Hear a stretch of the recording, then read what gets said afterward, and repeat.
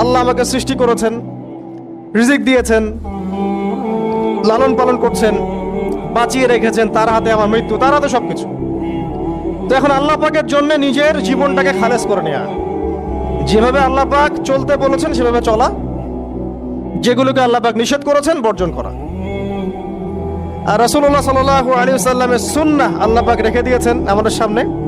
এই সুন্নাহগুলো যদি আমরা অনুসরণ করতে পারি, ইনশাআল্লাহ এই দুনিয়াতে কিছু পাই বা না পাই, ইনশাআল্লাহ পরকালে আপনি আল্লাহর ক্ষমা পাবেন ইনশাআল্লাহ তাআলা। কোরআনের সূরাগুলার অর্থ সব খুতবায় বলা যায় না, সময় সংকুলন হয় না।